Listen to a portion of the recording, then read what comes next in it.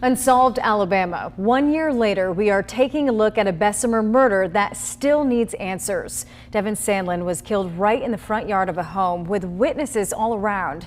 The family pleading for those who know something to speak up. I spoke with Devin's mom and sister today at the very place where Devin's life was taken.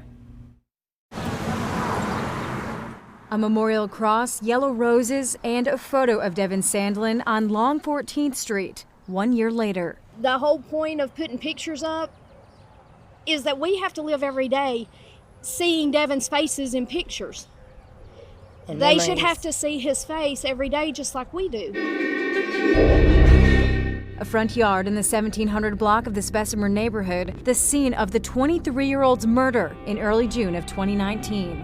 Police say Sandlin was hanging out with a group of people when someone tried to rob his paycheck money. When Sandlin put up a fight, he was shot in the shoulder. People saw things. They know the names. Everybody in this neighborhood knows who. And I've even talked to several people who are tired of the things that go on in this community on these streets. Devin's mom, Tammy, and sister, Emily, also tired with no justice. It's hard.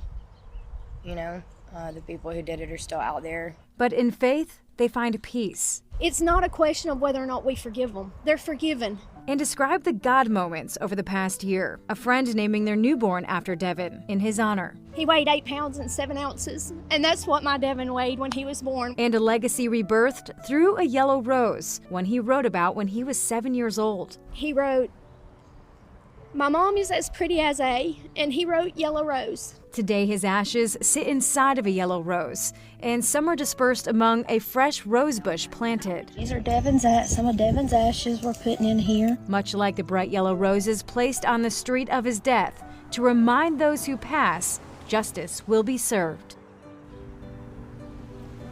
And there is a $10,000 reward to solve this case. If you know anything, please call the Bessemer Police Department or Crime Stoppers.